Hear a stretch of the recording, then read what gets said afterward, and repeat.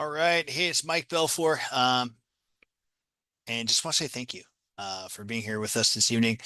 Very blessed by the opportunity to share this homebuyer workshop with you and kind of work through it. So whether you're from Atlanta, Savannah, Augusta, or anywhere else in Georgia, thank you so much for being here.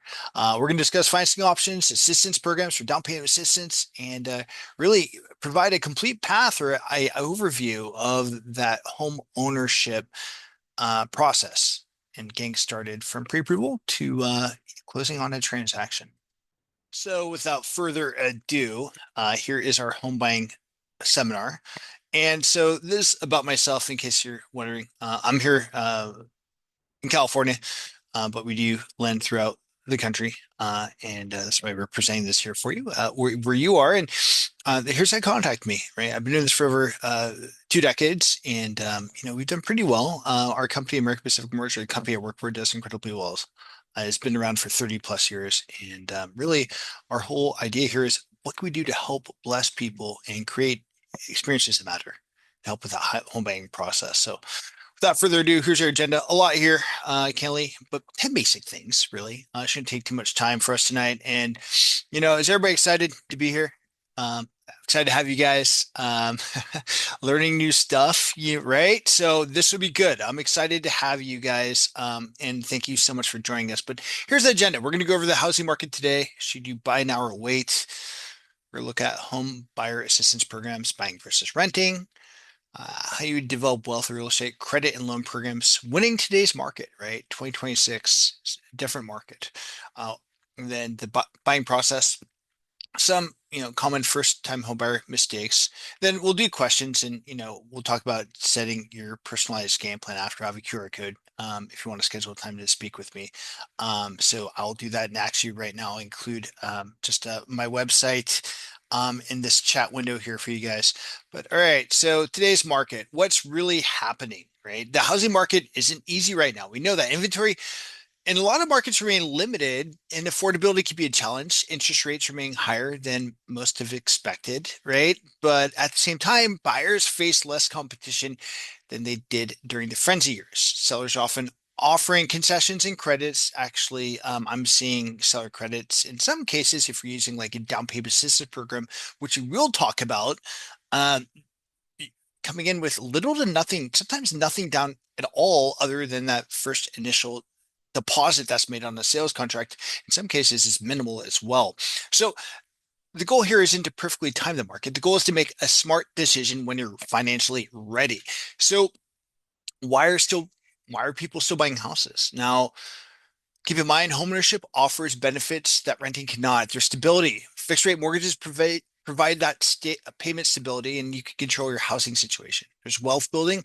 Every payment can help build equity. Homeownership remains one of the most common wealth building development tools in America. Feature flexibility with refinances, appreciation. And the biggest question really isn't where are the rates? The biggest question is, does buying make sense for my situation? So really your local market. Let's talk about where you are. National headlines matter, yes, but your local market matters more. Inventory levels, competition, pricing, seller concessions. I mean, on the national level, they vary significantly from one city to the next. But where we are and where I'm teaching this class, candidly, it's you're getting a lot of opportunities out there, which is really great, right? So some buyers are offering, yes, we're seeing in some markets, or should I say, multiple offers. Well, others are negotiating credits, repairs, closing costs. They're, as I mentioned before, down payment assistance. I had a client just last week close on their transaction with nothing down. The seller paid their closing costs. They got their earnest money back after closing. These are possibilities here, right? So it's kind of cool. The key to is really understanding what's happening in your market and building a strategy that fits your goals. And we'll talk about that in a little bit. But the key takeaway here is don't make a home buying decision based solely on national news or headlines. Make it based on your local market, finances, and what your personal long-term plans are. So what's the outlook going forward? Nobody knows exactly where rates or prices will go. What we do know is that inventory remains historically tight in many areas. Demand still exceeds supply in numerous markets. Population growth and continues in generations. And we're seeing a lot of people move out of state, even where you are, right? We're hearing that. And then buyers who benefit are usually the ones who are creating a plan rather than waiting for perfect conditions. There are opportunities for buyers who are prepared and ready to act. So this is the big question I get daily and throughout the day. Rates move every single day. That's perspective. They're impacted by inflation, the Federal Reserve policy, employment reports, bond markets, and global events like what's happening as I record this on June 3rd, 2026, right? So the important thing to remember here is the rate that you see online is not necessarily the rate that's available to you. Rate that you get in the mail, maybe not available to you. Your financing is personalized. And a lot of times they do these as teaser rates to get you to call, right? So keep that in mind, but it does change day by day. It could be something you see in a flyer from last week, right? Versus what's available today, because what we're seeing is a lot of headlines, which is causing the markets to shift rapidly. So what determines your rate? Every buyer is different. Factors include credit score, down payment, loan program, occupancy type, property type, loan amount. And our job here at American Pacific Mortgage is to help you evaluate those options and build the best strategy for your goals. So advantage is a buying versus renting. And I see the comment. Yes, I did bold buying over renting. uh, every situation is different, but understanding the long-term financial impact is important. Renting, flexibility to move, maintenance is typically handled by the owner.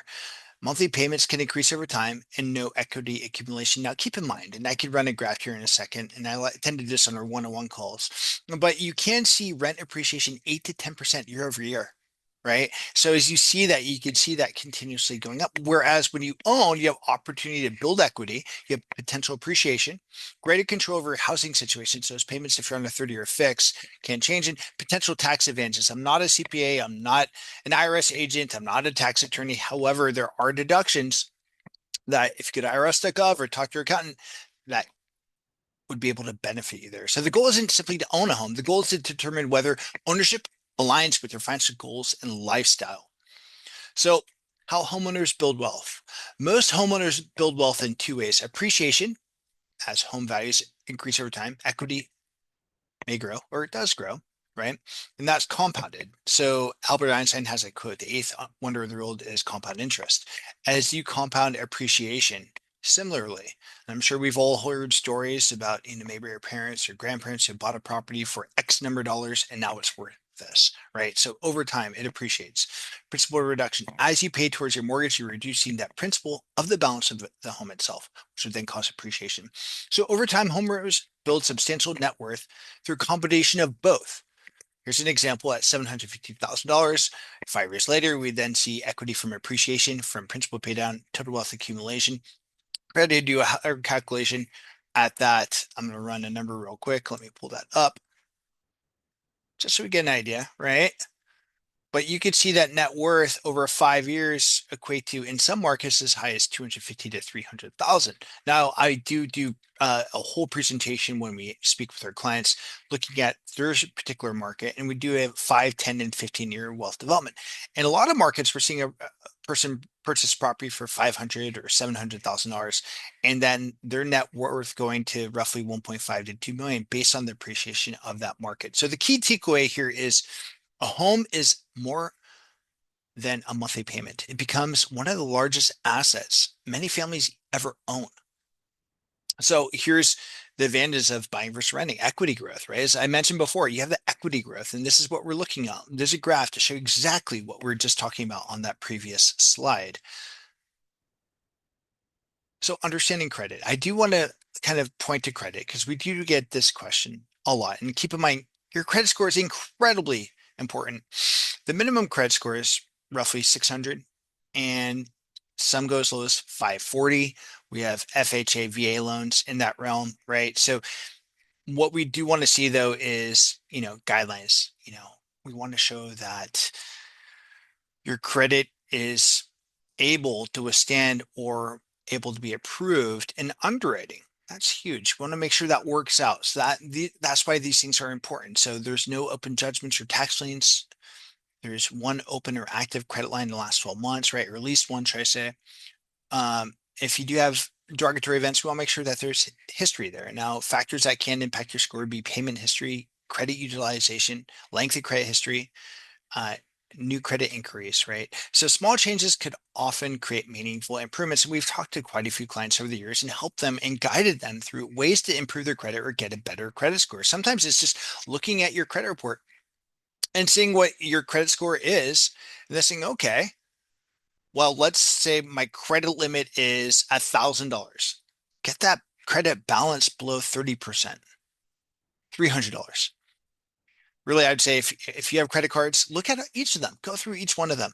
What is your credit limit and what is the current balance? Try to keep it under 30%. That alone is one of the things that can help boost your credit. So credit hacks actually work. Before buying, pay credit card balances down, as I just mentioned. Avoid opening new accounts. Don't finance a new vehicle or get a new auto loan. Keep making payments on time and don't close old accounts. If you have a credit card, keep it open. Let the bank close it for you, right? But watch it in case there's any annual fee, of course. But those long-term credit accounts that you have open can actually benefit your credit score because it shows that it's open, but you're not using it. But it then creates an on-time payment history because there's nothing on it. So watch it, those bills as they come in, look at it if you can, at least monthly, and don't be more than 30 days late on any credit card or line of credit, auto loan, things of that sort. So what not to do during escrow: buy a car, open a new credit card, co-sign for anyone, and move money around between accounts without talking to your lender. So loan programs made simple. This is just a breakdown of what's available. Now, conventional loan limits go up to 832,750 now. I remember when I started, it was 417,000, except for Hawaii and Alaska, which was 625.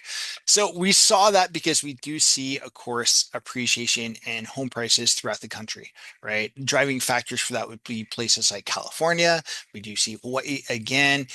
We do see parts of Nevada. So in some areas, what we call the high cost areas, like in California, you could see a conventional loan at 1.249. And keep in mind with these conventional loans, there are loan programs that allow for as little as 3% down. FHA allows 3.5% down as well. So there are various things that we could look at. Now, if you're wondering what a jumbo loan is, jumbo loans are interesting. Jumbo loans allow for anything over that conventional loan limit as high as $5 million. There are also first-time homebuyer programs and bank statement loans. If you're self-employed, there are loan programs that can fit your scenario that are specifically for you. And really knowing that when you're looking for a loan, the best loan is the one that fits your goals, not the one with the flashiest marketing. So how homeowners build wealth. So we went over that.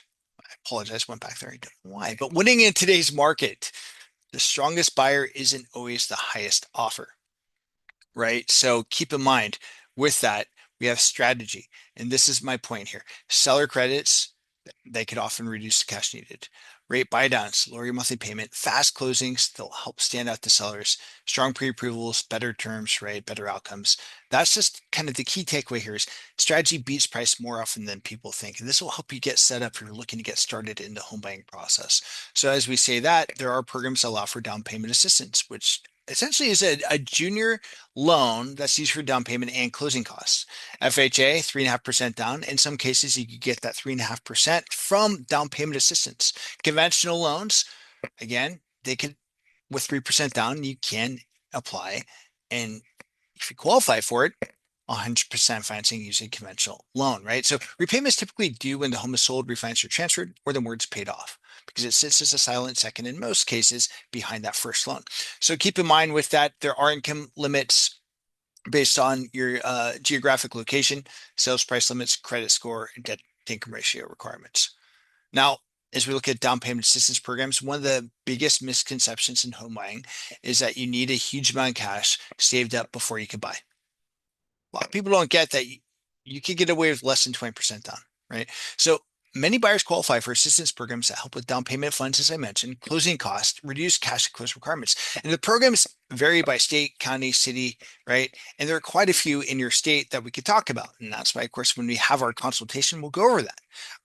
So potential options include state housing agency programs, local and city, county assistance programs, forgivable assistance programs where if you don't pay the payment or if you don't sell or refinance within 5 years, it's actually forgiven. And most folks are really surprised to learn that they qualify for the programs they didn't even know existed. So the key takeaway is, again, don't assume that you need 20% down or even 10% down to purchase a property. So here's kind of a chart.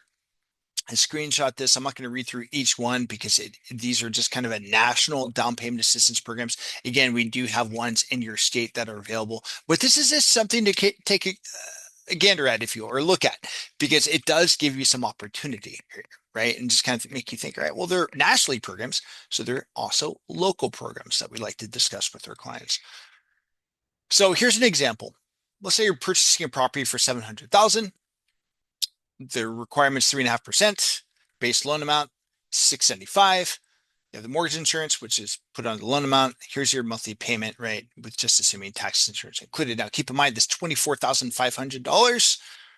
That is, if you're qualified, or could be, your down payment assistance. What does that mean? 100% financing. There are still closing costs, and that's why on that previous slide, before I started talking about this, we mentioned seller credits, right? Or the possibility of negotiating the price for a seller credit, seller paid closing costs. These are things that are available, right? These are things that could be negotiated with a solid agent in your market. And we'd love to introduce you to one of those, but that could certainly help, right? So state specific programs, as I mentioned, they in some cases allow for as much as 5.5%. So in some cases, they may cover closing costs. There are programs that allow for not just first-time home buyers to use the grant programs, right? It could work with FHA, VA, USDA, and conventional financing. And then in some cases, FICO scores as low as 640. I've seen them as low as 580, depending on the qualification of the buyer. Debt-to-income ratios, which is the amount of money that you earn versus what you pay on a monthly basis, up to 50%. Not always the lower of that, which often tends to be the case with some of the programs that most folks know about. So again, eligibility is a big thing. And that's why it's important to really find out what works for you, right? And so the eligible property types may include a 1 to 4 unit homes, condos, townhomes, and manufactured properties. Not a mobile home, but a manufactured property where it comes with real estate. So there are community select eligibility programs or hero type programs, which are for those who are public servants, those that bless our communities. So that'd be medical and healthcare workers, law enforcement, medics, firefighters, those that work in education and other eligible public service or workforce categories. So here are the 6 steps of home buying.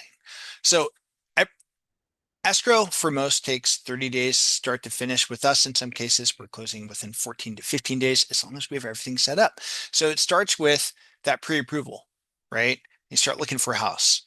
And so when you get pre-approved, we want to go over your finances to get you started, to talk about your budget, to talk about how high you can go. Yes, high five. Great to know. What do you want to spend? You start hunting for a house. Let's say that's week 2, right? Maybe you go into week 3, you enter into escrow, and then that's where you start the formal underwriting processing, where you order the appraisal, inspections, get your loan approval, and work to close the transaction. So as we go through this, the pre-approval, what we look at, review your income and employment. Again, we look at your credit, look at down payment, and then we get you pre-approved. But in that discussion, that's the discussion that we like to build out a presentation specifically for you that looks at a total wealth analysis. So you can see exactly what things look like to build your comfort. So you know, hey, is this something you could do? Are you comfortable with it? How high could you go? Great. You're pre-approved for 2 million. But if you're only okay with 500,000, we're going to talk about that. Right? We wanted to talk about what's going to bless you, fit your budget, and meet you where you are. Now, house hunting, that's the next step. As I mentioned, there's hundreds of properties online. So we want you to connect with your agent, and if you need an agent, we'd love to connect you with one. You find a couple of favorites, you tour a couple of them, and you check them out. You come up with 3 sources or 3 choices. And you narrow it down to making that one property. So we work directly with your realtor to basically help you run through those numbers so you know exactly what that looks like. So you build a comfort on that offer that you're going to make. Once you get that offer accepted, the next step is, of course, making, as I mentioned earlier, a good faith estimate or good faith deposit, should I say, or the earnest money deposit. And so that's where you put in good faith, hey, I'm putting this into an escrow account with an escrow officer to basically be held until we close escrow. That's where you order inspections, appraisal, where at that time underwriting the transaction. We gather your loan documents, underwrite and finalize your loan, and then you get final loan approval. If we have everything moving quickly, we can do this in about 2 weeks, as long as we have responsive parties. That's the key, right? So understanding contingencies, this is something that protects our buyers. But a contingency is something that, hey, I'm working to get this closed, but I have an appraisal contingency. I want to make sure this property appraises before I buy it, appraises for what it should, what I'm buying it for, and it protects you, right? The loan can same thing. We want to make sure we get a full loan approval. In most cases, we're actually doing this before you make an offer because it will help you be more competitive or help with negotiations. But a loan contingency will protect your loan on making an offer or in an offer situation where if, for whatever reason, the loan doesn't get approved for this specific property for whatever reason it may be, right? You're protected as a contingency. And then of course, inspection contingency similarly will make sure that, of course, you investigate the home's condition of the property. So again, every transaction is different and will help you balance the protection with a competitive offer. And one thing we like to shine at is being as competitive as we can be when it comes to making an offer. So here's really what happens in the underwriting side of things, what we do, right? So we verify your income, review your assets, we verify your employment. The appraisal is then completed and the loan conditions, if there's any conditions like, hey, can you get me an explanation for this address that you lived at in 2008? We request that, right? Simple things. It's really not as hard as most folks think. We get final approval. So again, you can help. The faster documents are submitted, the smoother and faster the process. And our promise to you is that we communicate every step of the way and keep your home purchase on track. We're good at that. We like to check in at least once a day, answer any questions that you have, right? That's one thing that we're transparently really, I think, efficient in is continuously following up. If you're looking for houses, we want to check in once a week. How's your home search going? Do you want me to work anything up? While you're in escrow, we tend to follow up with you every day because we want to make sure your questions are answered. And it's the biggest purchase you ever make. As we hit that final approval, we want to basically work towards getting everything done, getting the loan docs out, right? So this is that final step down here, and you're clear to close, which is that next step. So you're basically at that point, you're wrapping this up. You're not going to be alone. Of course, we're here for you, as I mentioned, every step of the way. So the final step is life after closing. We'd like to be your mortgage advisor for life. We're here to help you build wealth, create security, and achieve your goals. So as things appreciate, we're going to go over, hey, here's a report. This is what your equity is doing. At least that way you know what things look like. And you see, okay, this is great appreciation. This is awesome. Building equity with every payment, we'll guide you through that. We could even do, we actually do a yearly check-in to go over, what's going on with your financial situation. If you're looking to refinance or purchase a property in the future, we want to be a part of that transaction.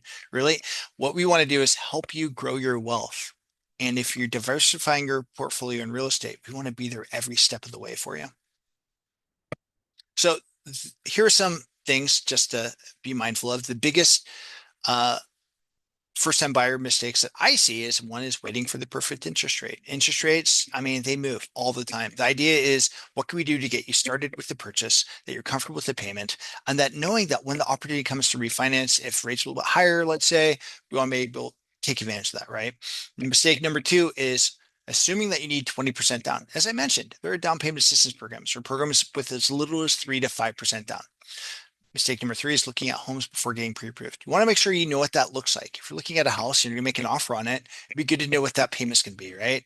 Number four is opening new credit accounts during escrow or buying a car before closing. And then, of course, number six, not asking enough questions. We like to follow up and answer any questions you have. And so most of the costly mistakes can be avoided with a solid plan and the right team. So I do want to answer your questions, but before I do so, I want to point out two QR codes here. One is the top box, schedule your call.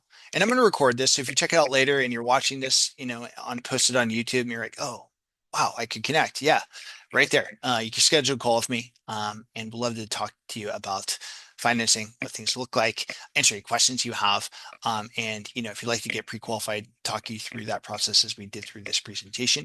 But if you'd like to already get started with your free soft credit check pre-qualification, meaning it's a soft credit check, it's not a hard check, it won't hurt your credit, but you can get pre-qualified. That's the link below for the application link. So you can do that as well.